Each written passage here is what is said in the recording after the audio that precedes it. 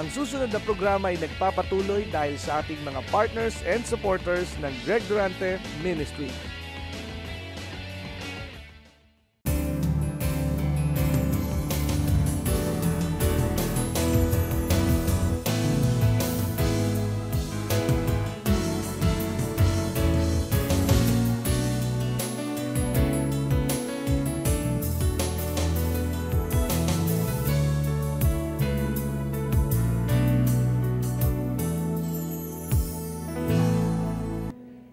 Amen? Dahil kapag pan-due date lang, hihingi ka uli ng susunod na due date. Pero kapag tuloy-tuloy, may kasabihan, may lalaking lumapit sa akin at binigyan ko ng isda. Lumapit uli at binigyan ko uli ng isda. At sa ikatlong paglapit niya, tinuruan ko na siyang mangisda. Amen? Kaya nais ko pong ipaunawa na ang pagpapala mo, ikaw ang susungkit. Hindi si pastor. Amen? Ang himala mo, ikaw po ang hihingi at hihiling sa Diyos. Hindi po si pastor.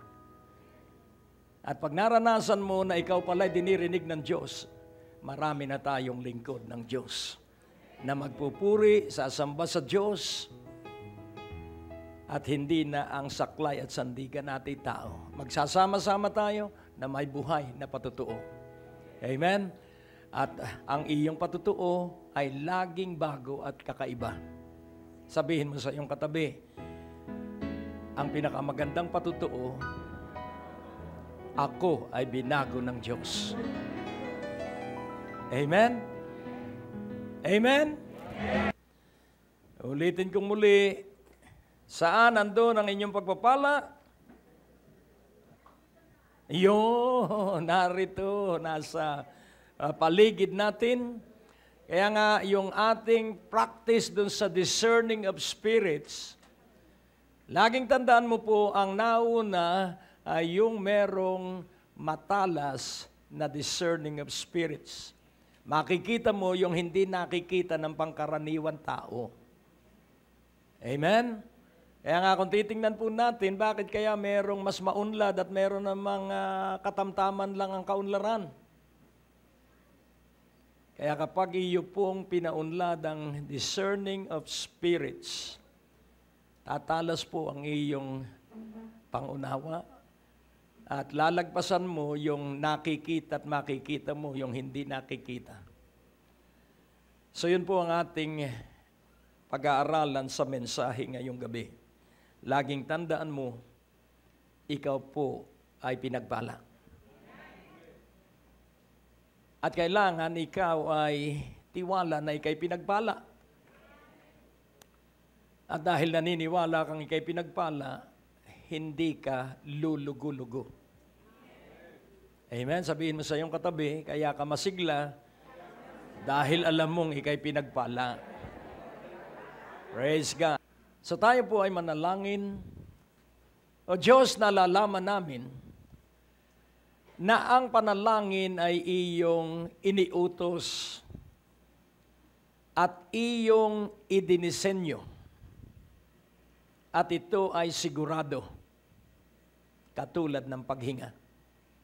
Kaya tulungan mo kaming lahat na maging maalab, masugid, sa buhay ng pananalangin. At puspusin mo kami lagi ng kapuspusan ng iyong Espiritu sa pangalan ni Jesus. Amen. So ang title of the message tonight, One Gift Gains All. One gift gains all. Isang regalo, lahat ay napakinabang. Tingnan mo ang iyong katabi. Tingnan mong mabuti ang iyong katabi. Sabihin mo, isang regalo lang. Matatanggap mo ang lahat. At kapag natuklasan mo at natutunan mo yung dapat mong iregalo, isang regalo lang at sa iyo na ang lahat. Ano kaya yung regalong yon? Nais kong inyong maunawaang mabuti na ang panalangin po ay nasa tatlong salita. The object of prayer, the aim of prayer, and the purpose of prayer. Ano po ba ang tinitingnan sa panalangin? Meron pong ilang katotohanang dapat mong paniwalaan sa panalangin na sa sandali na ikaw ay, yun pong prompting of the Holy Spirit. Sa sandali na ikaw ay makaramdam na inuudyukan ka, prompting, inuudyukan ka ng banal na Espiritu na manalangin. Manalangin ka lang po. Sapagkat ang lahat ng panalangin, ang tugon ay sa sandali na ikay nanalangin. Hindi po pagbabaka sakali ang panalangin sapagkat sigurado po ang salita ng Diyos. Ano man ang hingin ninyo sa Ama sa aking pangalan, ito ay inyong tatanggapin. So the object of prayer is to ask that you may receive, that you will receive. So the object is receiving. Huwag ka nalang manalangin kung hindi ka naniniwalang ikay tutugunin. Kailangan ikaw ay definite na naniniwala na ikaw ay tutugunin ng Diyos sa iyong panalangin. Sapagkat mapapagod lang tayo. Kung mananalangin tayo, sana dinggin mo ako, sana bigyan mo ako, sana pagpalain mo ako. Hindi ho pwede yung baka sakali. Kailangan pong check, kailangan pong sigurado. Sapagkat kung kayong tao na masama, sabi ng Panginoon, pag humingi ang inyong anak ng itlog, hindi ninyo binibigyan ng alakdan. How much more is your Father in heaven? Oh, I love the how much more. Lalong higit na ibibigay ng Ama ang mabuti para sa inyo. Pero pansinin po natin na hindi itlog, hindi tinapay. Ang ibibigay ng Ama ay ang banal na Espiritu, at pag nasa iyo ang banal na Espiritu, maraming tinapay na darating sa iyong buhay. Pag ang banal na Espiritu ay nasa iyo, maraming itlog na darating sa iyong buhay. Mabubuhay ka habang ikaw ay nasa ibabaw ng lupa. Because the best gift is the Holy Spirit. Hello. Kaya nga sabi ng Panginoon, huwag kayong aalis ng Jerusalem, huwag kayong aalis ng Green Hills hanggat hindi kayo puspos ng banal na Espiritu. I am what I am today because of the Holy Spirit. I am able to preach, to teach, and to believe the impossible because of the Holy Spirit. None of me whatsoever. It's all the Holy Spirit because I believe it's not by might. It's not by intellect. It's not by strength. It's by His Spirit. Kaya nga sabi ni Pablo, who has bewitched you? You started in the Spirit and now you are doing it again in the flesh. Sino ang kumulam sa inyo? At ngayon kayo ay pinababalik sa laman. Nabubuhay na kayo sa Espiritu, bakit kayo bumabalik sa laman?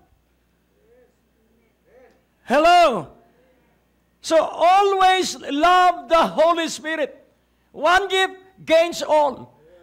So what is the gift of God for all of mankind? Jesus. And that just one gift, nakamit ng Diyos ang kanyang lahat ng mithiin. And because of that one gift, we are all recipient of the Holy Spirit. Kung gusto mong matutunan ang simbahan at ang katotohanan sa matagumpay na pamumuhay, basahin mong paulit-ulit ang Book of Ephesians. Paulit-ulit. Doctrinally, first 3 chapters, and practically, the last 3 chapters on how to do. Hindi po kailangan tayo tagapakinig lang. Kailangan pong tayo ay manggagawa ng salita ng Diyos at doon natin matututunan ang katotohanan. Hindi po pwedeng informasyon lang. No. Don't just read the Bible. Laging tandaan mo po na ang nanginginig sa kasabikan sa salita ng Diyos ang uunlad. Ang Diyos ay nahihikayat na tumingin sa isang lalaki at isang babae na nanginginig sa kasabikan sa salita ng Diyos. Kapag hindi ka po sabik sa salita ng Diyos, hindi mo mararanasan ang mga himala.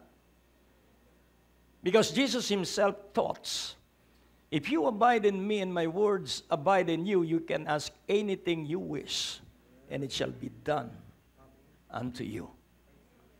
Saan nandun ang ating pagpapala? In the Word. Wala po sa trabaho. Wala po sa negosyo. Ang pagpapala po ay nasa salita, at mula doon sa salita, ikaw ay babantayan ng Diyos dahil yung salita niya ay ating isinasagawa. One gift gains all. One gift gains all. Tatlong katotohanan po ang nakita ko. Na ang lahat ng tao ay inilagay sa kawalang pag-asa. Hello? Walang tao po na hindi nagkaroon ng problema at walang tao pong hindi nabigo. Yung nagsasabing hindi siya nabigo, siya ang pinakabigo sa lahat ng tao dahil hindi niya natuklasan na siya bigo. Kaya nga ang sabi ng mga awit, sa Psalms 119:71, nagpasalamat siya sapagkat siya maraming kabiguan. Pero maraming tao tinatakpan at itinatago ang kabiguan. Pero hindi ang mga matitipuno. It is good for me that I have been afflicted, that I might learn thy statutes. Kailan daw tayo matututo sa salita ng Diyos? Kapag tayo ay dumaraan ng mga pagsubok. Hello? Amen. Amen. Kaya kaibigan po natin ang mga pagsubok. Kaibigan po natin ang mga kabiguan. Sa 2 Corinthians 12, verse 9, kailangan matutunan po ninyo ito para kayo ay makarating sa mga imposible. At ipakikita ko sa inyo ngayong gabi kung ano ang sabi ng salita ng Diyos sa imposible. And He said unto me, my grace is sufficient for thee, for my strength is made perfect in weakness. Saan daw may perfection? Saan daw? Sa greatness? No, in weakness. Kaya may kahinaan ka ba? You are candidate for perfection. Nakukuha niyo po. Yung iba, hindi nila pinagmamalaki yung kanilang kahinaan. Tinatakpan nila ang kulubot sa kanilang pisngi. Hello? Huwag mong takpan. At sa pag-alab mo sa Diyos, baka yan ay madiretso na katulad ng isang bata. Oh, purihin ng Panginoon. Tingnan mo ang iyong katabi. Ito ang gusto ko. Totoo. So, sino daw ang magiging perfect? Yung mahihina. Sapagkat ang mahihinang umaasa sa Diyos ang magiging matipuno. Ang mga walang pera na nagtitiwala na sa Diyos ang magkakapera. And He said unto me, my grace. Kanino raw grace? Kanino raw? Sino may-ari ng grasya? Ang Panginoon. So my grace is sufficient for your financial need. My grace is sufficient for your health need. My grace is sufficient for your family. Wow. Yung word na dysfunctional family, ang ibig sabihin hindi maayos na pamilya. Ano ang kailangan? To make a dysfunctional family functional, His grace. Ano ang kailangan para maalis ka sa kakapusan ng pera? His grace. Ano ang kailangan para ikay gumaling sa mga sakit at karamdaman? His grace is made perfect in sickness. His grace is made perfect in crisis. My grace is sufficient for thee, for my strength. So what is the grace of Jesus? His strength. What is the grace of Jesus? His power.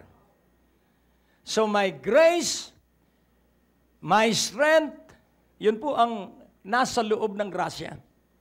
Ang nasa loob ng grasya ng Panginoong Hesukristo ay ang lakas ni Hesukristo at ang kapangyarihan. Strength and power. Ang nasa loob ng biyaya ni Kristo ay lakas at kapangyarihan. At saan ito nagiging perpekto at saan ito nagiging ganap? Sa mga mahihina, sa mga nasa pagsubok, sa mga nasa krisis, sa mga nasa sakit na imposible nang gumaling. Marunong po ba kayong makipag-usap sa Diyos?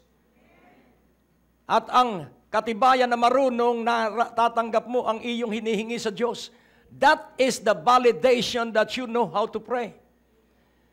Yung iyong panalangin ay dinidinig ng Panginoon at natatanggap mo yung iyong kahilingan.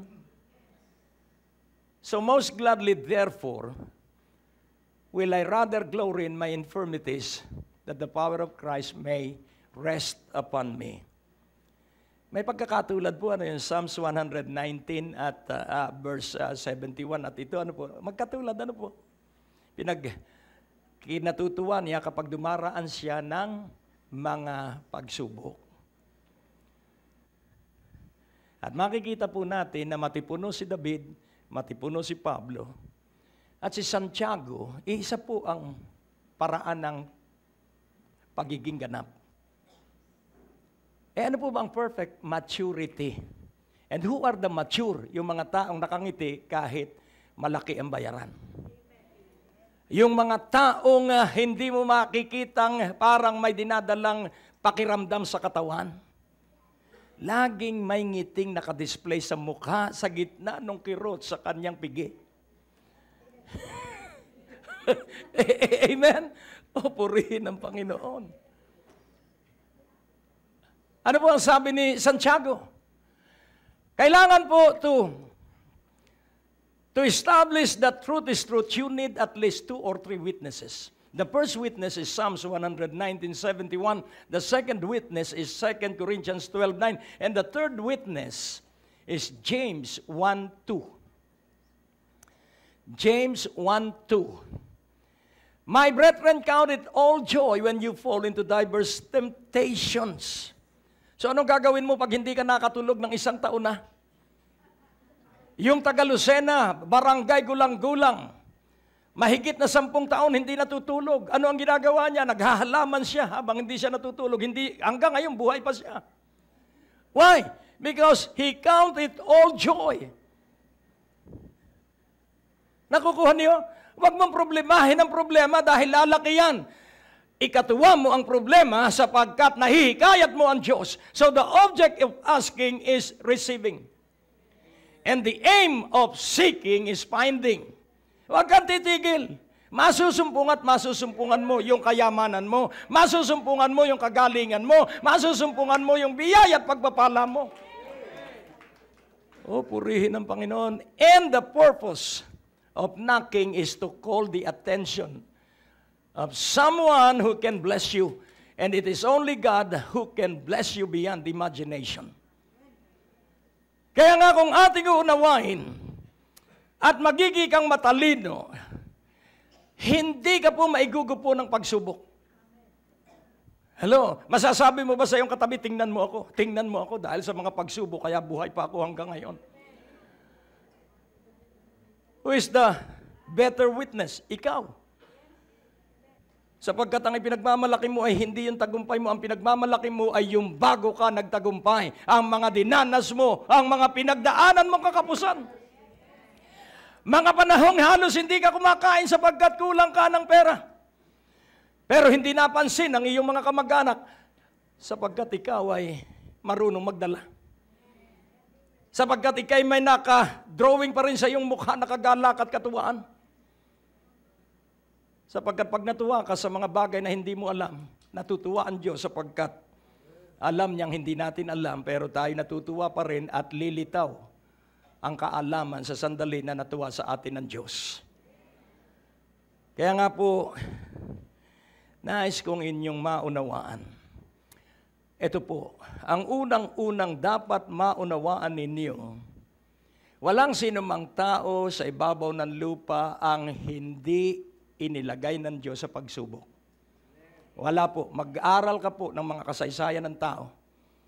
Yung mga taong akala nila walang pagsubok, namatay agad. Dahil ang isang taong walang pagsubok, walang pag-asa. Tanungin mo ang iyong katabi, ilan ang pagsubok mo sa ngayon?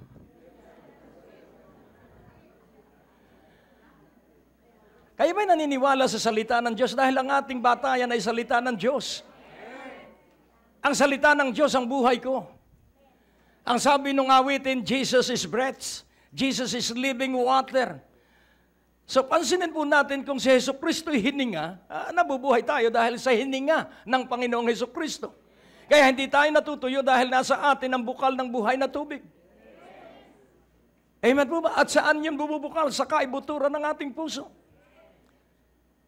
Kung iisa-isahin po natin, kaya ako ay mahilig sa mga imposible sapagkat doon ko lamang matutuklasan ang pagsama ng Diyos. Sapagkat sa pangkaraniwan, tao yun. Pero sa imposible, Diyos yun. Amen? Kaya may imposible ka bang sitwasyon ngayon? Kasama mo ang Diyos. Oh, purihin ang Panginoon. Ayan ang dapat. Magdiwang ka pag ikay nasa imposible. Dahil yun po ang salita ng Diyos. Sa Romans 8:20. Simulan natin sa 18. Romans 8:18. Maglalakbay tayo upang matutunan ninyo kung bakit may mga pagsubok.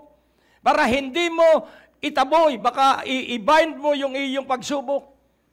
Wag, hindi ibinabay ng pagsubok, linulutas ang pagsubok. You have to dig for more information from the Word. Yung iba kasi nananalangin, Diyos ko, mawala na po sana itong mga kabigatan ko sa buhay.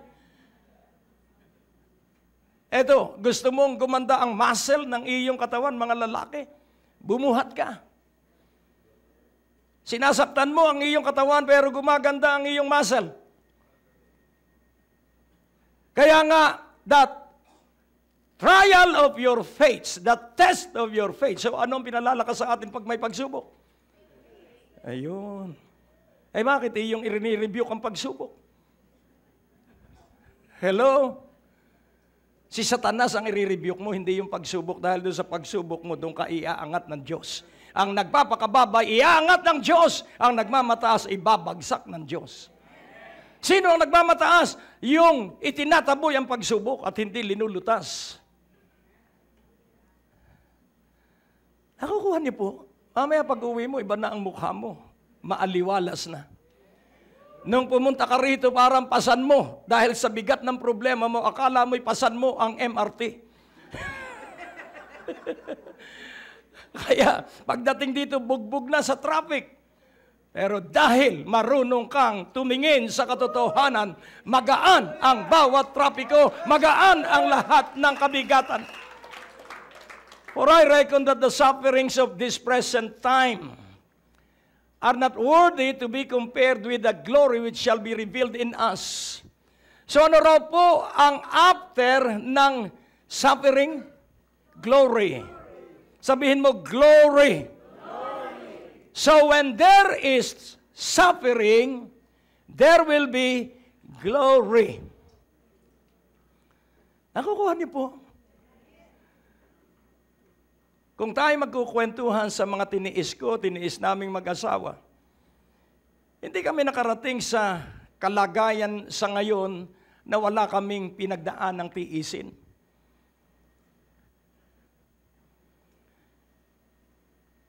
Mabubuhay ka kaya na ikay nasa magandang hanap buhay at uutusan ka ng Diyos na mag-resign sa trabaho mo at maglingkod sa Kanya ng full-time? Hello? Kaya kilala ko ang Diyos sa mga bahagi ng buhay na pinagdaanan ko. Dahil yung paghahanda ng Diyos sa isang lalaki at babae, nandun po, laging tandaan mo, when love is in your life, ang unang palatanda ang nasa iyo ang pag-ibig, na pagtitiisan mo ang lahat. Hello?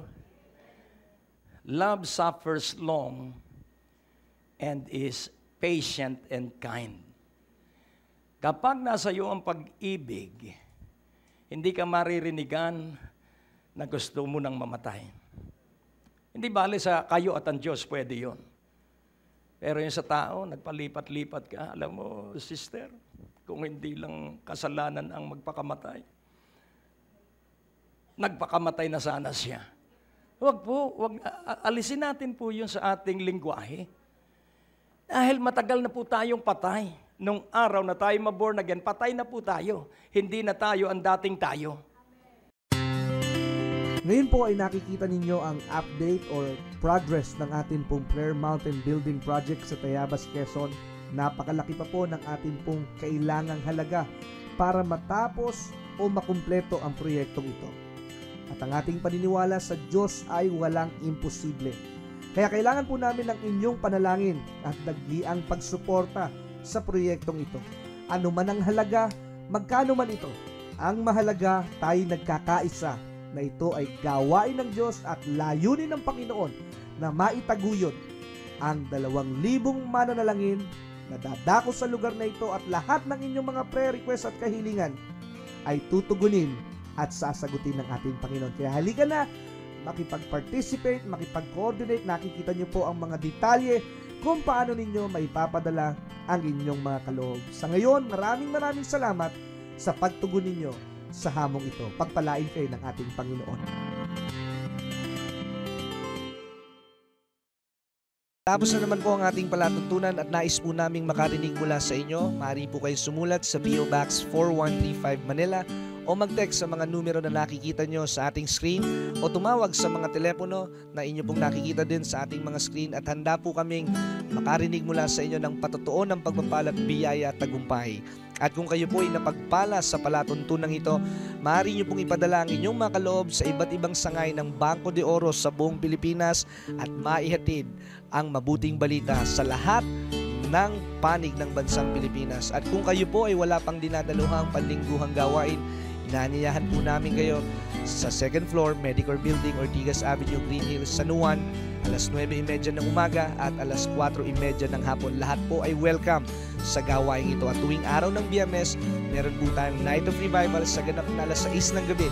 Dito rin po sa Green Hills, San Juan. Magsama-sama tayo sa palatuntunan ito sa ganito rin pong oras at patuloy ninyong maranasan ang biyaya at kasapatan ng ating Panginoon, and it's always a great day to live.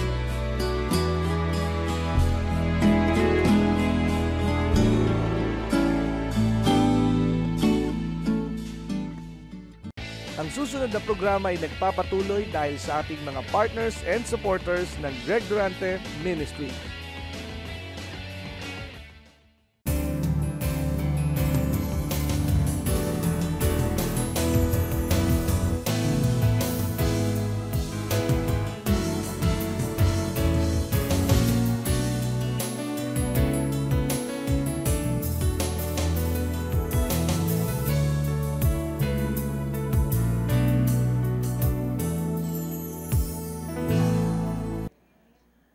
Kaya normal po na may pagsubok tayong dadaanan dahil nga po mangmang tayo sa katotohanan.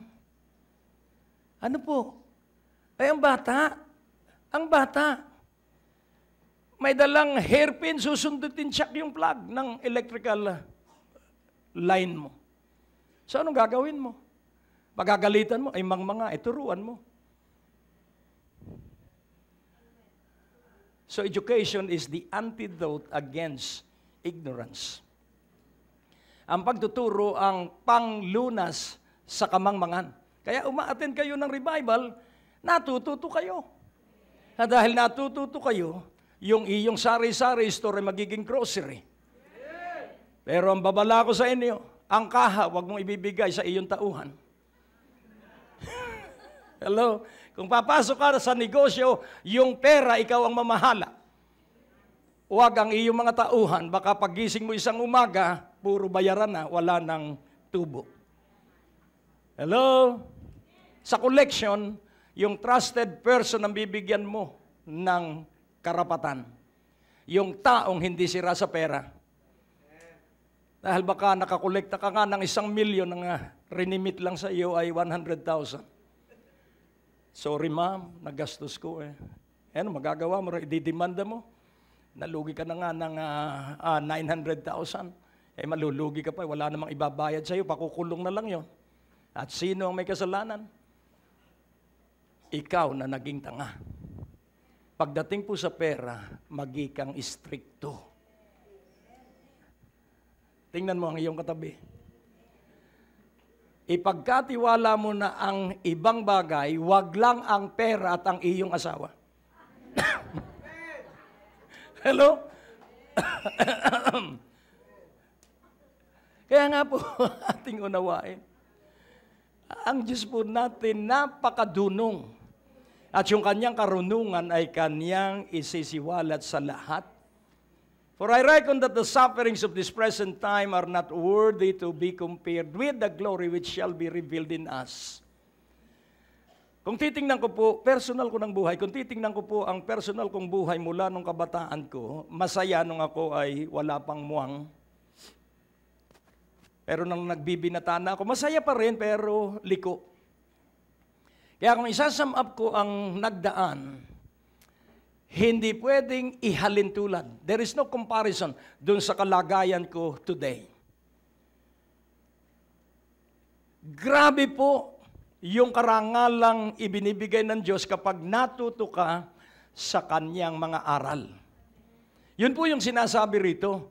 Kaya kahit ikaw ngayon ay nasa tiisin, kahit ikaw ngayon ay nawalan ng trabaho, kahit ngayon ikaw ay merong sakit sa katawan, ang unang wag na wag mong gagawin ay malungkot. Hindi ho pwedeng hindi malungkot ang isang tao.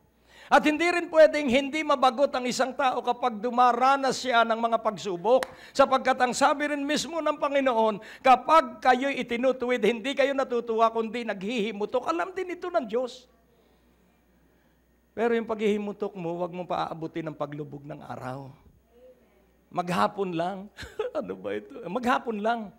Pero paglulubog ng araw, Diyos ko, patawarin mo po ako, nag-aalinlangan na ako, Panginoon. Hindi ako dapat mag-alinlangan sa iyo dahil ikaw ay tapat, ikaw ay makapangyarihan, at ikaw lamang ang makatutulong sa akin. Amen? Nasa Biblia po ba yun na kung magkakasala ka ay hanggang paglubog lang ng araw? Alam mo, ang Diyos po ay may common sense. Ano ang common sense? Kilala niya ang tao likas na mahina dahil nga doon sa kasalanan na minana. Alam niya ako'y marupok, alam niya ikaw ay marupok.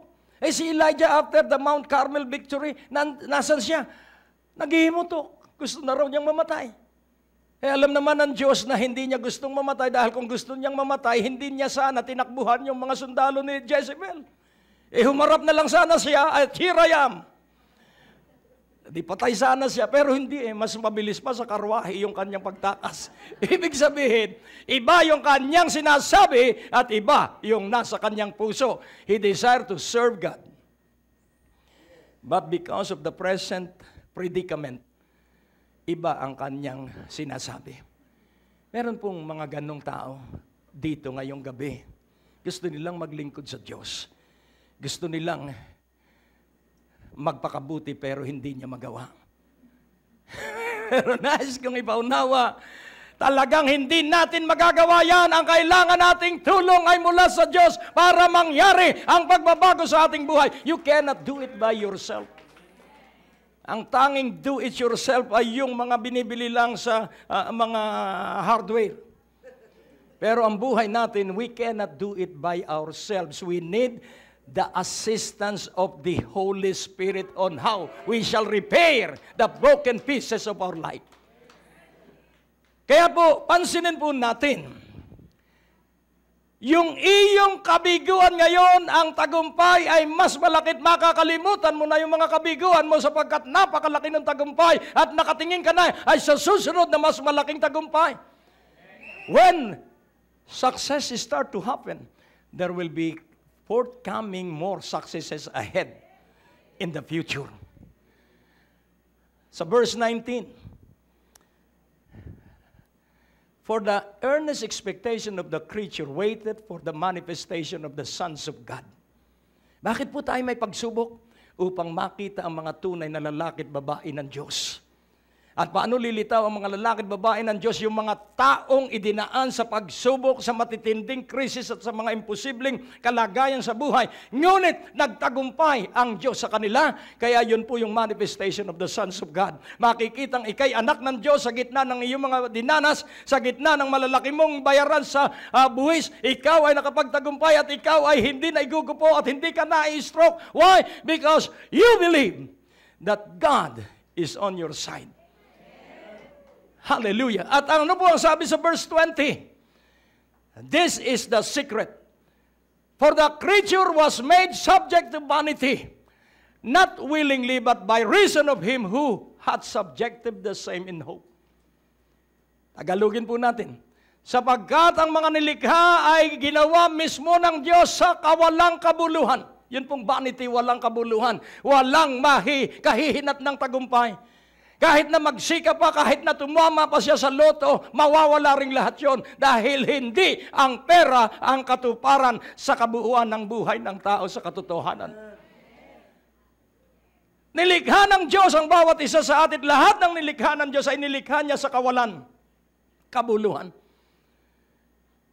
Not willingly.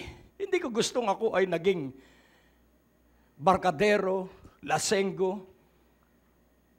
Hindi ko ibig yun. Not willingly. Hindi ko ibig na ako'y nagkasakit nung ako'y magkasakit. Sino rito ang gustong-gustong magkasakit? Taas ang kamay. At hindi na kita ipapanalangin. So, ang pagkakasakit mo, hindi mo gusto. Ang pagkalugi, hindi mo rin gusto. Pero ang sabi po dito, we were subjected to vanity, not willingly. At bakit ipinahintulot na tayo ay daranas ng kabiguan? So that, for the reason that God intend to subject you in hope. Hello? Para matuto tayong umasa sa Diyos. Pag nawalan ka ng trabaho, tingnan mo po. Mahal ko ang mga nasa bilangguan. Matagal po akong nag-Bible study sa Maximum sa Bilibid. Pero walang umamin na sila ay nagkasala. Ang sabi nga doon sa isang literature story, napakaganda po ng kwento noon dahil yung isa ay nakulong. Dahil hinold up niya at linimas ang laman ng bakery. Nahuli siya at siya nakulong. At ang sabi niya, bakit nagnakaw ka? Sabi, hindi po. Hindi po ako kailanman nagnakaw. Kinuha ko lang yung tinapay para makain ko. So pansinin po natin, ang tao laging may katwiran. Ang tao, ginajustify lagi niya yung kanyang ginagawa. At siya nakulong ng matagal na panahon dahil pag nasa bilangguan, dumadami ang kaso. Dahil sa gulo doon sa loob ng Bilibid, dahil ang mga kasama niya ay puro walang kaso. Hello? Kausap ko noon ang kasama doon sa Galman, yung squad, nung sumalubong. Karang sabi talagang hindi po kami, pastor. Sige, naniniwala ako sa iyo. Yan ang paniniwala mo. Alangan namang makipagtalo pa ako sa kanya. Mahabang pagsisiyasat yun. Kaya, atin pong unawain. Alam mo, ang pag-asa lang natin ay umasa tayo na magtatapos tayo sa problema. Nagagaling tayo sa sakit at karamdaman, umasa ka lang. Yun po yung intensyon ng Diyos, kaya pinapahintulo tayo sa mga pagsubok. Kung bakit naman, pansinin po natin, bakit ang mga Bombay ay mayaman dito? Sapagkat sila ay napakahirap sa India. Kaya pumupunta sila sa Pilipinas para yung kawalang pag-asa ng mga Pilipino ay kanilang sakmalin para sila ay bumili ng payong, piso araw-araw. Piso araw-araw sa loob ng isang taon. Ay magkano ang payong? 35. At yun namang taong tanga ay bigyan ng piso nga lang naman. Ay piso nga lang. At ito naman ay Magbayad ko o hindi, okay lang. Pag nakabuo na siya ng 35 days. Hello? Wala siyang talo. Pero laging talo'y Pilipino dahil sa katangahan. Kaya dapat ikaw ay matalino para balaan yung mga tanga. Amen? Kaya nasa revival ka para bigyan natin ng lunas yung katangahan ng ating mga kababayan at nang sa gayon, sila'y magkaroon ng pag-asa sa Diyos. Hindi ka nariyan para sa iyong sarili, ika'y nariyan para sa iba. Oh, purihin ang Panginoon. Ano po ang sabi ng verse 24? Oh, I love this. For we are saved by hope. Paano raw tayo naligtas? Paano raw tayo naligtas? By hope, but hope that is seen is not hope. For what a man seeth, why does he yet hope for? Kaya nais kong asahan mo, hindi ka nagsasayang ng oras sa revival. Asahan mo na makararating ka sa kaluwagan ng buhay. Asahan mo na gagaling ka sa sakit at karamdaman. Asahan mo na ika'y iaangat sa iyong hanap buhay. Asahan mo, asahan mo, asahan mo. Sumayaw ka pa at sabihin mo, asahan mo, asahan mo. Amen. Purihin ang Panginoon. Amen. Kaya ako po'y napakasayahing tao. Dahil ako'y laging may pag-asa. Because hope deferred dryeth the bones. Ang pag-asang ipinagpapabukas ay aalis ng antok. Amen. Kaya laging may pag-asa. Amen. Nandiyan pa ba yung pag-asa? Yung lugar na pag-asa? Nandiyan pa. Kaya maunlad ang mga tao ron dahil sila ay nakatira sa pag-asa. Nawa tayo rin ay nabubuhay at nakatira sa pag-asa. Amen. Hallelujah. Glory. Kaya nga ating unawain, pag-asa lang po ang kailangan. Ngayon atin pong tingnan. Bakit tayo aasa? Bakit tayo aasa? Ano ang mangyayari kapag tayo'y umaasa? Na kahit na ikay 47, magkakaasa, waka pa rin. Amen? Huwag mong aalisin ang pag-asa. Amen? Oh, purihin ng Panginoon. Kaya nga, ating unawaing mabuti. Tingnan po natin sandali sa Romans 4:17. Kung paano ginamit ni Abraham ang pag-asa. As it is written, I have made thee a father of many nations. Before him whom he believed. Even God, who quickeneth the dead, and call it those things which be not as though they were. So pansinin po natin, kapag ang salita ng Diyos ay ipinahayag mo sa iyong sarili, sino ang kausap ng Diyos dito? Si Abraham. At ano ang kanyang asawa? Baog. Pero sinabi ng Diyos na magkakaanak ka sa baog mong asawa. Sinabi ng Diyos. At pag ipinasiyasat ito sa mga manggagamot nung kanyang panahon, sasabihin ng mga manggagamot, baka 10 manggagamot dahil ang tao mahilig sa first opinion, second opinion, third opinion, ayaw nila ng truth of God. Kaya puro opinion ang kanilang hinahanap, and the cheapest commodity on earth is the opinion of people. Sa tingin ko, parang tatama ka. Opinion po yun ng tao. Pero kailangan pong is-zeroin natin sa salita ng Diyos.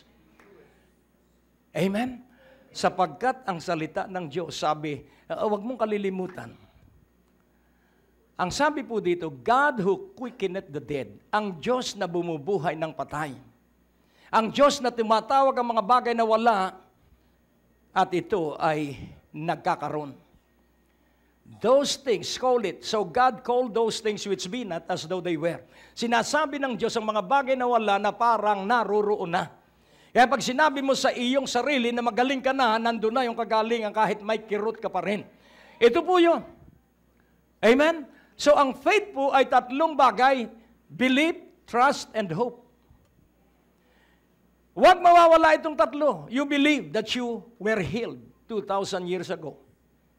You trust that it is God who is your Jehovah Rapha. Ang mahirap nga lang po sa paniniwala, kita mo kasi na yung sugat hindi natutuyo. Ramdam na ramdam mo na laging nagsisikip ang iyong dibdib. Pero pag nagpatuloy tayong magtiwala sa Diyos, hanggang kailan tayo magtitiwala sa Diyos? As long as we are alive. Ngayon, kung patay ka na, huwag ka na magtiwala sa Diyos. Pero buhay ka eh. Sabihin mo sa iyong katabi, buhay ka eh. Eh habang may buhay, may pag-asa. Hindi mawawala yung pangarap ng Diyos. Amen, mangyayari yung pangarap ng Diyos. Hallelujah. Ngayon natin pong pansinin. Si Amang Abraham, ang sabi sa verse 18, who against hope.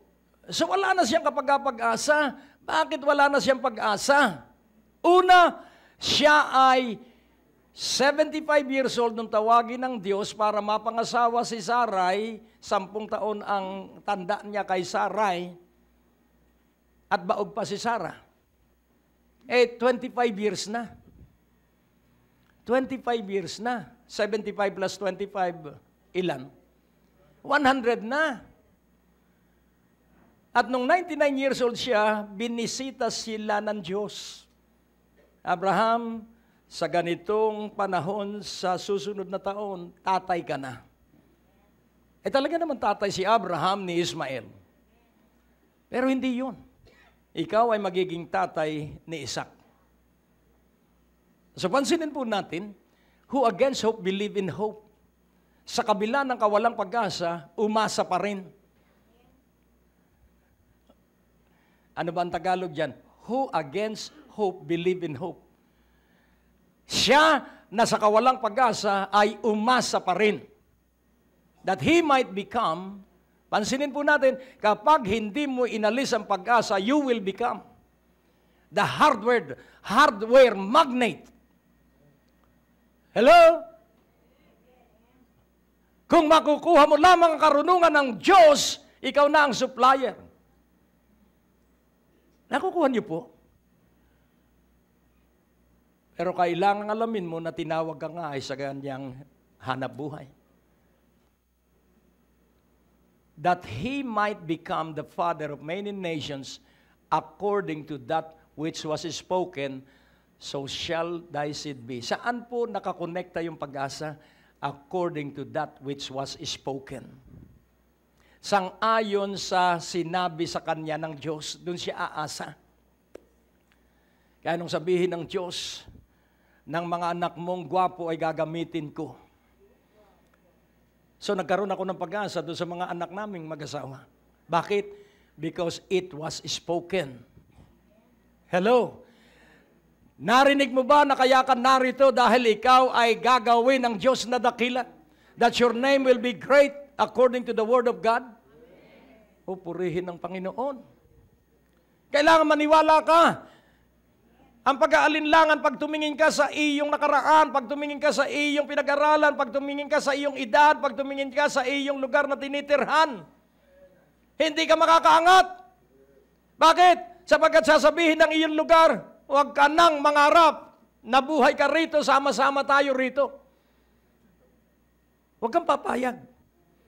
Kailangan ipahayag mo tuwing umaga na ako ang mag-aahon sa mga kapitbahay ko.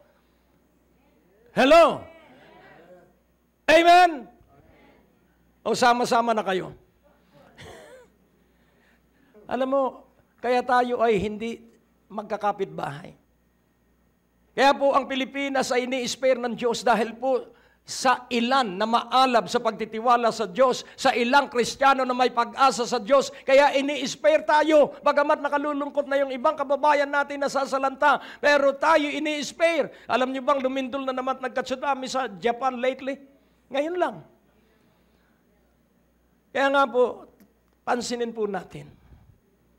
Kailangang lubusang magtiwala tayo sa Diyos. Amen? Please. Pakiusap ko sa inyo, ikaw ay laging umasa sa Diyos. At ano ang nangyari sa verse 19? and being not weak in faith. Wow! At dahil hindi mahina siya sa kanyang pananalig, ibig sabihin, because his faith is strong, he considered not his own body now dead when he was about 100 years old, neither yet the deadness of Sarah's womb. So ano po ang strong faith? Hindi mo tatanggapin yung factual. Hello? So dun po sa reality, hahakbang ka sa pananalig sang-ayon sa salita ng Diyos. Gagamitin kong muli ang karanasan naming mag-asawa. 2 magkasunod na taon. 30 araw na siya ay dinudugo.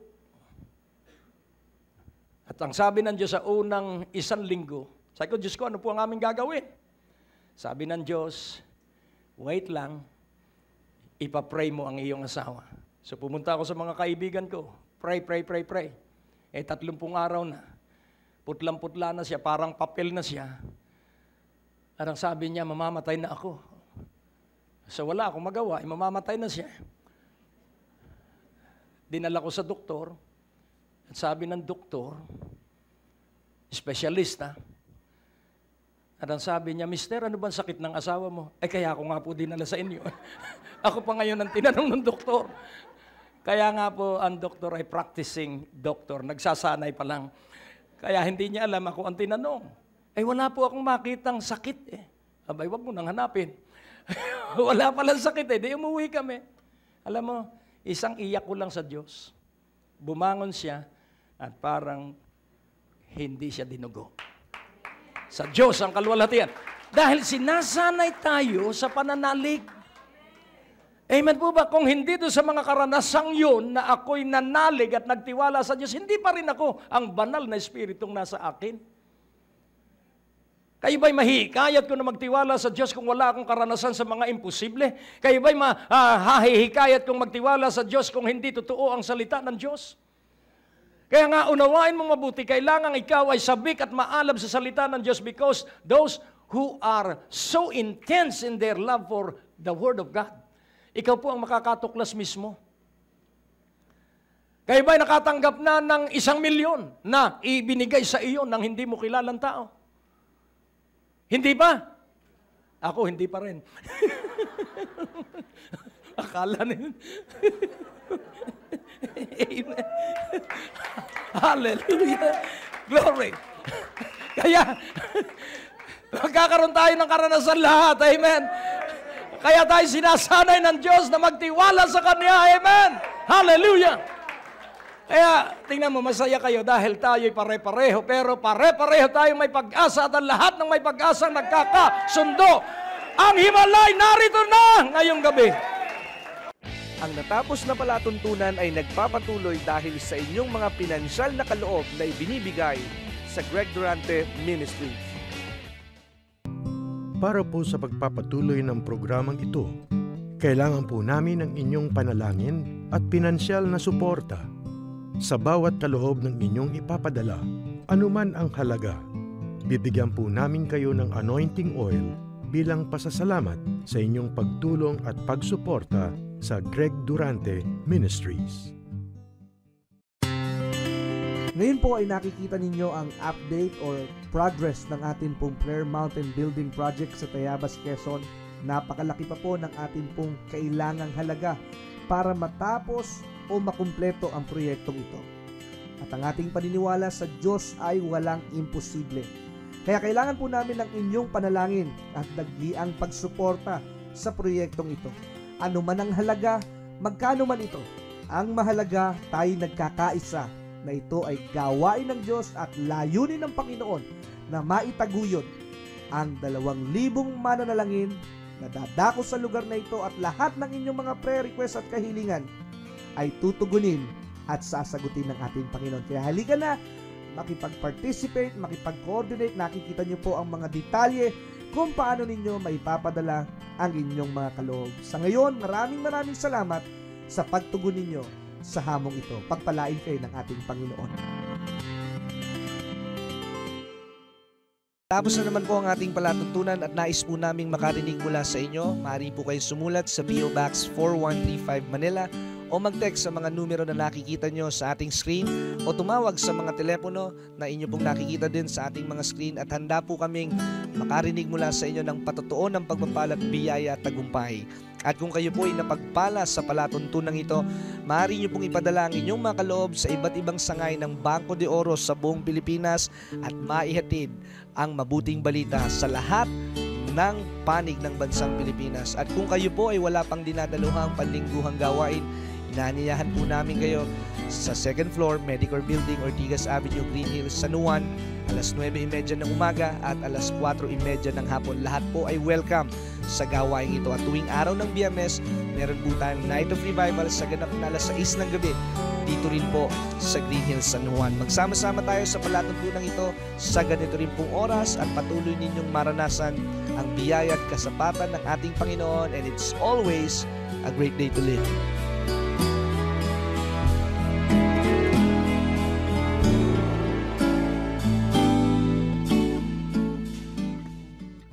Ang susunod na programa ay nagpapatuloy dahil sa ating mga partners and supporters ng Greg Durante Ministry.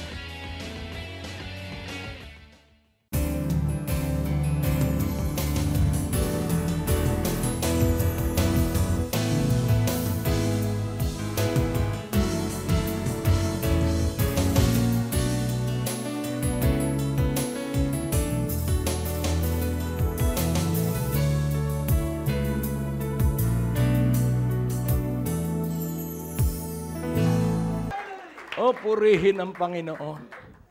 Sabihin mo, salamat at ako'y nakadalo ngayong gabi.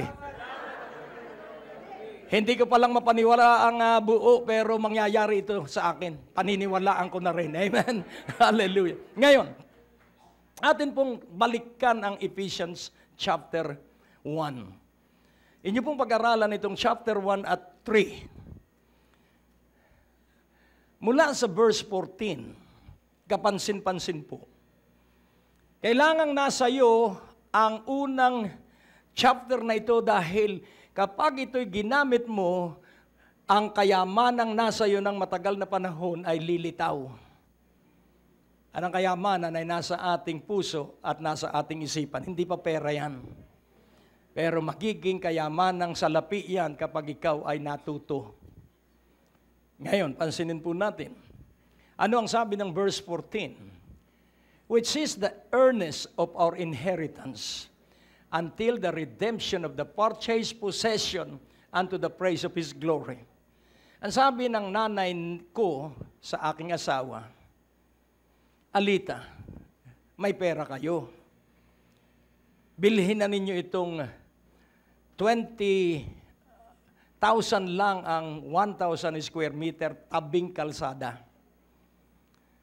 So, 20,000. So, mura pa noon.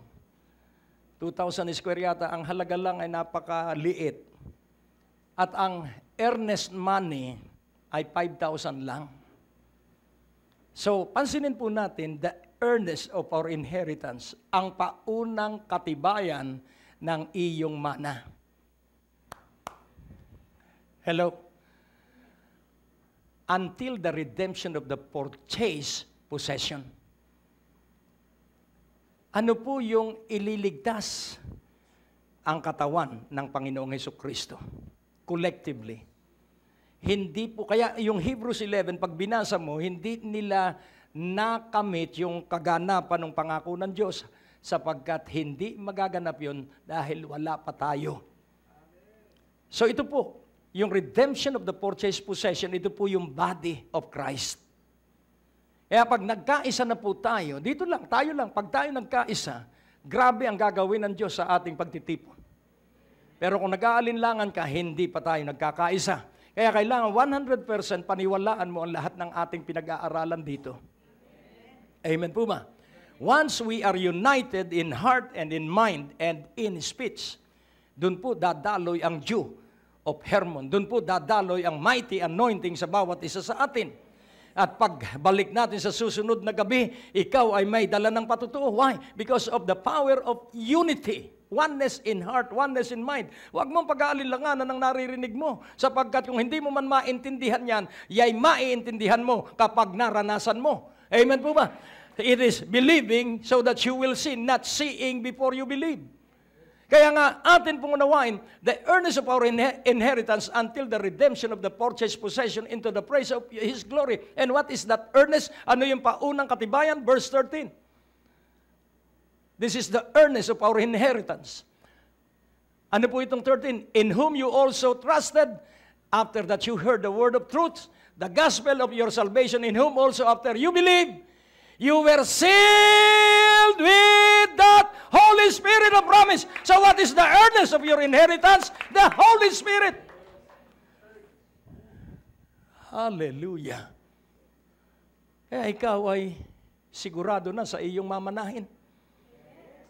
Nakukuha niyo po? Kaya kailangan magtuloy-tuloy ka na. Huwag kang gumaya doon sa lalaking mayaman na nung mamatay na hindi niya pinakialaman ng pulubing si Lazarus, nagsisisi kay Abraham, ibalik mo si Lazarus para babalaan yung 5 ko pang mga kapatid na kasing yaman ko, nabugok. Dahil wala silang pakialam sa kapwa-tao. Alam mo, kung nasa iyo ang banal na espiritu, yumaman ka man, lalo ka lang magiging mabait. At hindi mo pupurihin ang iyong sarili. Hayaan mong ibang labi ang magpuri sa iyong kabutihan, wag ang iyong labi. Dahil ipinahihiya mo ang iyong sarili pag labi mo ang nagpupuri sa iyo na ikay magaling, na ikaw ay... Wag po, hayaan mong ang kapitbahay mo magsabing mabait ka, wag na magsabi kang ikaw ang mabait. Tingnan mo ang iyong katabi. Hindi ka yon. Hindi ikaw yon dahil ikaw ay mabait sabi ng iyong asawa. Hallelujah. So, atin pong pansinin, nasa iyo ang banal na Espiritu. Do you believe that the Holy Spirit is with you? Ikaw po'y sinelyuhan. Ikaw po'y may tatak dito ng banal na Espiritu.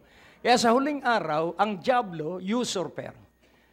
Siya po ay manggagaya ng kapangyarihan. Kaya yung kanyang tatatakan din ng 666. At ang simula ng pagtatatakan dito muna, sasanayin muna yung nangyayari ngayon. Yan na po yung prelude sa pagtatatak ng Antikristo. Pero ang mga may tatak, ang mga may selyo ng banal na Espiritu, hindi madedenggoy. Ang mga may selyo ng banal na Espiritu, hindi madadaya.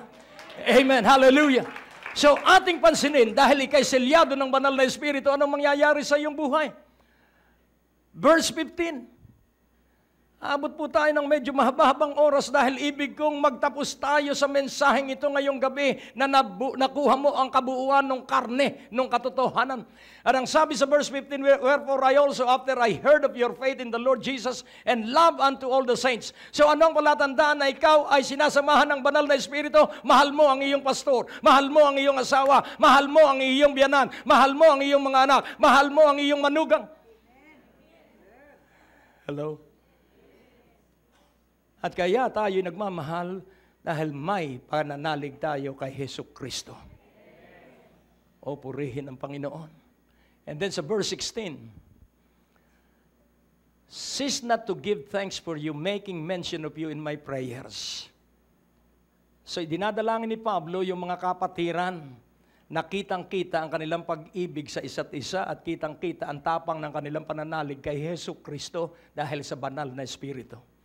At ang sabi sa verse 17, this is wonderful, that the God of our Lord Jesus Christ, the Father of glory, may give unto you the spirit of wisdom and the spirit of revelation.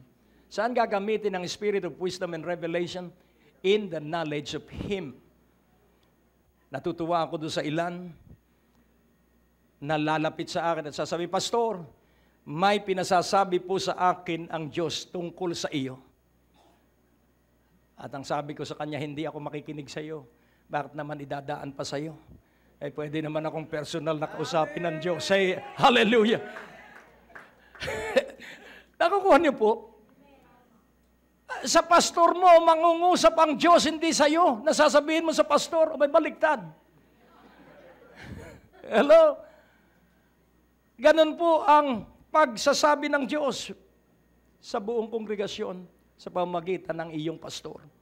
Masama po ang ugali ni pastor. Bahala na ang Diyos doon sa pastor mo.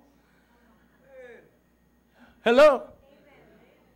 Gaganda rin ang ugali noon kung idadalangin mo. Kung ang kahinaan ng pastor mo'y mangutang, wag mong pautangin. Kung kahinaan ng pastor mo'y sikmura, wag mong konsintihin. Hindi ko sinabing wag pakainin. Pakainin mo pa rin dahil ang kaaway pinakakain. Amen? So ang ibig sabihin, iyong idalangin. At wag marinig sa iyo ang chismis tungkol sa inyong pastor. Apulain mo agad ang kumakalat na apoy ng masamang balita. Hello? At ang Diyos ay matutuwa at aantigit, dudurugin ng Diyos ang puso ng pastor. Kaya po durog ang puso ko dahil ichinismis siguro ako. At ako ay nabago dahil sa panalangin ng mga taong nagmahal sa akin. Mahal niyo ba ako? Idalangin ninyo ako. Amen? At yung iyong panalangin ay tanda ng iyong pag-ibig at ang iniibig mo, makikita mo yung panalangin mo sa iyong iniibig. Amen? Kaya wag mo sabihin na si ganito, masama ang ugali. Paano? Hindi mo ipinapanalangin. Pero kung ipapanalangin mo, gaganda ang ugali, no? That the God of our Lord Jesus Christ, the Father of glory, may give unto you the spirit of wisdom and revelation in the knowledge of Him. Saan daw gagamitin yung spirit of wisdom and revelation? Para makilala mo ang Panginoong Jesus. Amen. Hallelujah. At pagkilala mo ang Diyos, makagagawa ka ng mga kabayanihan, makagagawa ka ng mga dakilang bagay. Why? Because you know your God. And those who know their God, they shall shine like the firmament. Ang nakakakilala sa Diyos ay magliliwanag na katulad ng kalawakan ng langit. Sapagkat sila ay nakapagliligtas ng kaluluwa. Ang Diyos po'y napakabuti. Eto, matutunan mo lang ito, malalaman mong napakayaman mo nga pala. Wala ka ng kailangan eh. Tingnan mo po. Pag binigyan ka ng ginto, pwede ba yung iyong pinuhin at bumili ka sa Unimart? Dala mo yung ginto? Hindi po. Anong gagawin mo? Di ibenta mo. Hindi po per kilo. Hindi po per kilo. 4 karat. At gramo o ounce. So, iyo pong i-convert sa peso yung iyong ginto. Yan din po ang spirit of wisdom and revelation. If you know Jesus Christ, it will be converted into a bright idea. Kaya ikukonekta natin sa Ephesians 1:3 that you are blessed with all spiritual blessings in the heavenly places in Christ Jesus. Sa Philippians 4:19, for my God shall supply all your need according to His riches in glory by Christ Jesus. Saan nandun yung supply ng iyong need? Nasa Ephesians 1:3. Kasama mo na hindi pa mag-asawa ang tatay at nanay natin. Hello? Bakit tayo magkakasama? Para ipaalala sa iyo na ikaw ay pinagpala, hindi pa mag-asawa ang tatay at nanay natin. Purihin ng Panginoon. Kaya tayo magsisiruin dun sa isa pang napakahalagang balansyadong katotohanan sa Ephesians 3. Kailangang maunawaan mo ang katotohanan. Sa verse 14 ulit. So, tingnan mo po yung similarity. Ephesians 1:14, ito na may Ephesians 3:14. Ito po dalawang pangkat ng mga talata ang tumutukoy sa kayamanang nasa iyo na iyong gagamitin hanggang sa 4 na saling lahi. For this cause I bow my knees unto the Father of our Lord Jesus Christ. Sa layuning ito, ako ay liniluluhod ko ang aking mga tuhod sa Ama at sa Panginoong Hesukristo. For this cause. At ang sabi sa verse 15, of whom the whole family in heaven and earth is named. So pansinin po natin, ikaw ay Kristiyano Siya ay Kristiyano, ako ay Kristiyano, at iisa ang pangalan na bumubuklod sa atin. Sino yung pangalang yon na bumubuklod sa atin? Si Kristo. Kaya tayo kay Hesus Kristo, kahit iba-iba tayo ng apelyido, iba-iba tayo ng probinsyang pinanggalingan, kay Hesus Kristo tayo ay kabilang sa pamilya ng langit.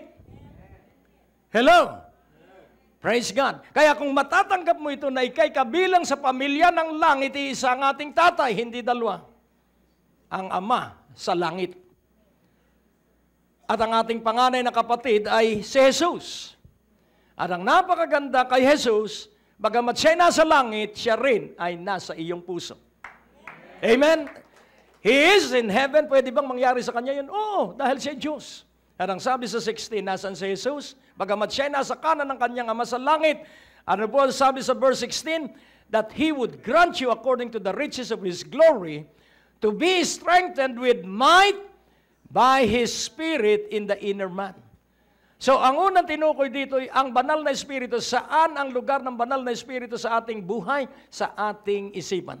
Sa ating kaluluwa. Inner man. Kaluluwa ang tinutukoy dito. At tingnan po natin, nagtapos ito, semicolon. Sa verse 17, that Christ may dwell in your hearts by faith, that you being rooted and grounded in love. Bakit tayo'y puspos ng Espiritu sa ating kaluluwa? Puspos ka ng Espiritu sa iyong kaluluwa. Kaya naman si Hesus Kristo ay nasa iyong puso, si Hesus Kristo ay nasa aking puso. At dahil si Hesus Kristo ay nasa iyo at nasa aking puso, tayo'y nag-uugat. Yun pong rooted, nag-uugat sa pag-ibig. Yun pong grounded, hindi ka lumilipat ng lugar. Because those who are planted in the court of the Lord shall flourish even in old age. Kaya marami pong hindi lumago dahil laging binubunot at inililipat sa EDSA. Pag palipat-lipat ka ng pastor, dito po sa revival, huwag kang sasama sa akin, may pastor ka, bumalik ka doon sa iyong pastor. Doon ka uunlad, doon ka lalago, ako ay tagapangasiwa lamang ng Diyos para kayo'y maging maunlad, para kayo'y maging masigla, at doon sa inyong simbahan kayo'y maging malaki, at ang buong Pilipinas, Asia ay masasakop ng Diyos sa pamamagitan mo at sa pamamagitan ko. Amen. So grounded, ang ibig sabihin, hindi palipat-lipat. Rooted in love. Kaya ang sabi po ng verse 18, pero kung nakalipat ka na, doon ka na lang. May be able to comprehend. Huwag ka nang babalik doon sa pinanggalingan mo dahil nakalipat ka na. Pero mula ngayon na nakalipat ka na, huwag ka nang magpalipat-lipat. Amen? Sabihin mo sa iyong katabi, nakalipat ka na, huwag ka nang magpalipat-lipat. Baka nag-iisip yung iba, paano yan? Ayoko na sa lugar ko eh. Huwag ka nang bumalik doon. Doon ka na lang sa iyong linipatan. May be able to comprehend with all saints what is the breadth and length and depth and height. So paano mo raw mauunawa ang pag-ibig ng Diyos? Sa pamamagitan po ng ating pag-ibig sa isa't isa. So ano ang pag-ibig ng Diyos? Ang pag-ibig po ng Diyos ay matyaga, matiisin, hindi magagalitin. Kaya pag nakasama mo sa iyong simbahan ay mga masasama ang ugali, dapat ang sasabihin mo, naku, katulad na katulad ko noon. Huwag yung hatol na, napakasasama naman ang ugali ninyo. Kayo ba sa bahay ninyo ganyan? Nakapamaywang ka pa. Hindi po ganon. Sabihin mo sa iyong sarili, dati ako'y ganon-ganon. Panginoon, I'm praying, I'm interceding. Na kung paano ako'y nakapagtagumpay doon sa masama kong ugali ng pagkabugnutin at magagalitin. Panginoon, mangyari po sa Kanya. At kapag idinadalangin nyo, kapag pinagtarayan ka, ikaw ay malumanay na nakangiti. Why? Because you are interceding for that person. Kaya nga po, sa verse 19, ito po, dito tayo magtatapos. And to know the love of Christ which passeth knowledge, that you might be filled with all the fullness of God. So what is the fullness of God? Love. Kapag nasa iyo na po ang kabuuan at kapuspusan ng pag-ibig ni Kristo, At madarama mong nasa iyo ang pag-ibig ni Kristo sapagkat idinadalangin mo na ang mga tao para sila ay maligtas, mga tao para mabago ang kanilang buhay, para mabago ang kanilang ugali, mga tao para magkaroon ng hanap buhay. So magiging ka pong intercessor. At yan po ang pinakamataas na uri ng panalangin. Idinadalangin mo ang kailangan ng iba, ng higit kaysa kailangan mo, sapagkat yung iyong pagmamalasakit sa kailangan ng iba sa panalangin, ang Diyos ang bahala sa iyong kailangan. Oh, ang Diyos po'y napakabuti. At ang verse 20, dito po tayo magtatapos, sapagkat ito po ang pinakang buod ng unang 3 kapitulo ng Book of Ephesians as the 3 chapters about doctrine. Now unto him that is able to do exceeding abundantly above all that we ask or think, according to the power that worketh in us. So what is that power inside you?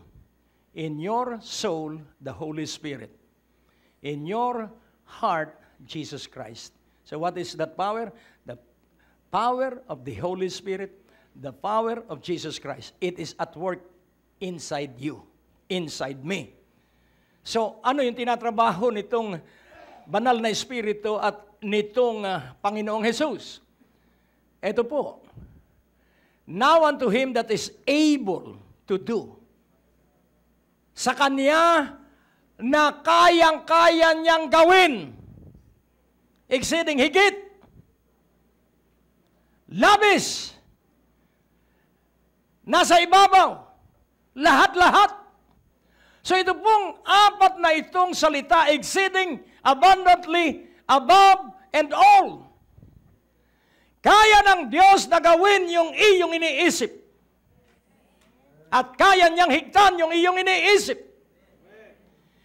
Kaya niyang ibigay yung lahat ng iyong hinihingi. At pag nagbigay ang Diyos, kung humihingi ka ng kapiranggot, ang ibibigay niya ay sobra para may magamit ka sa pagkakawang gawa. Laging tatandaan mo, laging sobra kung tumugon ang Diyos sa panalangin sapagkat may puso at damdamin ka at habag sa mga kapuspalad. So magkaliwanagan po tayo.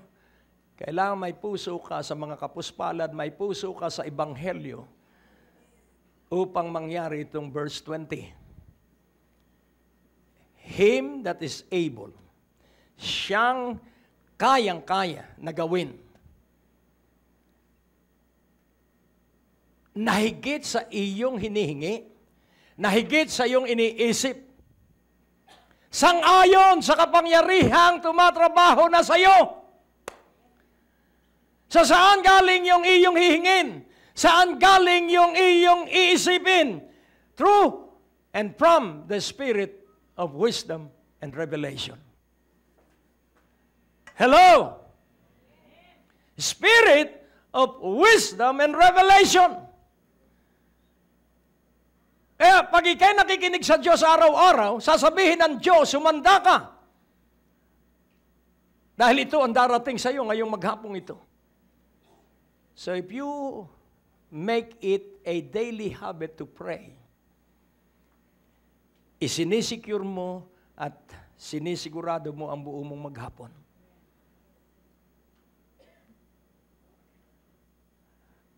Magagawa niya, hindi po ibibigay. He is able to do. Hindi po ibibigay.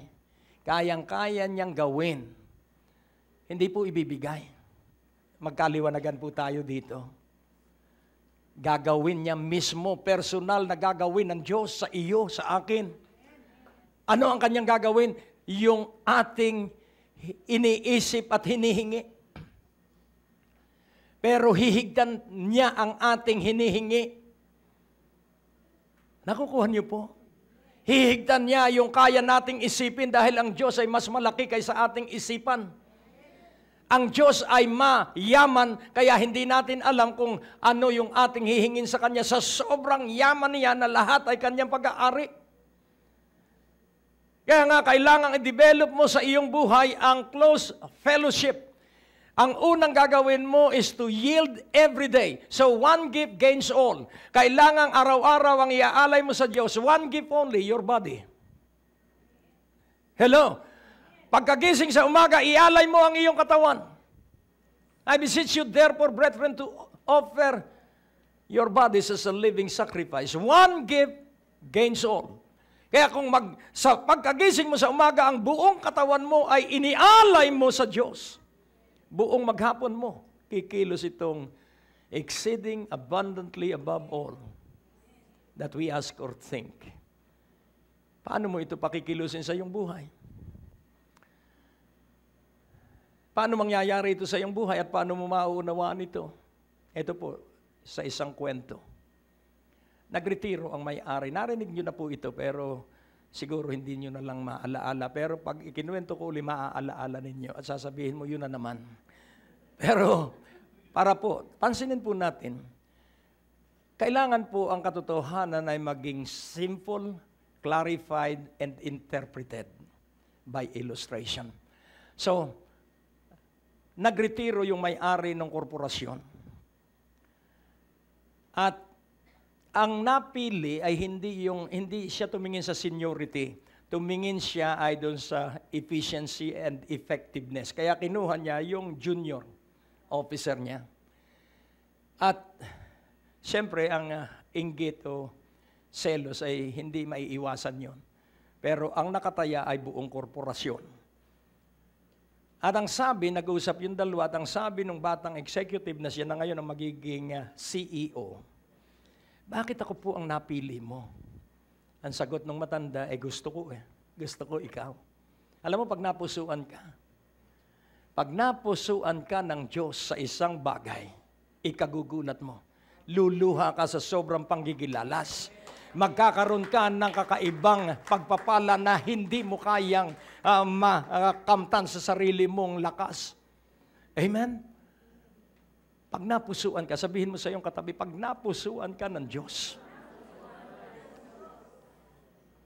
Kaya ang sabi ng boss, bakit naman po ako naging karapat-dapat?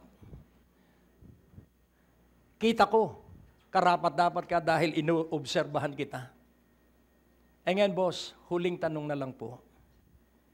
Saan mo po ba natutunan yung katalinuhan mo at napalaki mo ng ganito kalaki itong korporasyon? At ang sabi niya, sa pamamagitan ng problema. Boss, medyo problema. Paano mo po nalutas yung problema? Sa pamamagitan ng sumunod na problema. Hello? Pag nalutas mo ang isang problema, may lilitaw na panibagong problema, pero nasa second level ka na. Nakukuha niyo po? Pag natutunan mo itong wisdom na ito po yun. Ito po yun. Ang natapos na palatuntunan ay nagpapatuloy dahil sa inyong mga pinansyal na kaloob na ibinibigay sa Greg Durante Ministries. Tapos na naman po ang ating palatuntunan at nais po naming makarinig mula sa inyo. Maaari po kayo sumulat sa PO Box 4135 Manila o mag-text sa mga numero na nakikita nyo sa ating screen o tumawag sa mga telepono na inyo pong nakikita din sa ating mga screen at handa po kaming makarinig mula sa inyo ng patotoo ng pagpapala at biyaya at tagumpay. At kung kayo po ay napagpala sa palatuntunan ito, maaari nyo pong ipadala ang inyong mga kaloob sa iba't ibang sangay ng Bangko de Oro sa buong Pilipinas at maihatid ang mabuting balita sa lahat ng panig ng bansang Pilipinas. At kung kayo po ay wala pang dinadaluhang panlingguhang gawain, inaanyayahan po namin kayo sa second floor, Medicor Building, Ortigas Avenue, Green Hills, San Juan, alas 9:30 ng umaga at alas 4:30 ng hapon. Lahat po ay welcome sa gawain ito. At tuwing araw ng Biyernes, meron po tayong Night of Revival sa ganap na alas 6 ng gabi. Dito rin po sa Green Hills, San Juan. Magsama-sama tayo sa palatuntunan ito sa ganito rin pong oras at patuloy ninyong maranasan ang biyaya at kasapatan ng ating Panginoon, and it's always a great day to live.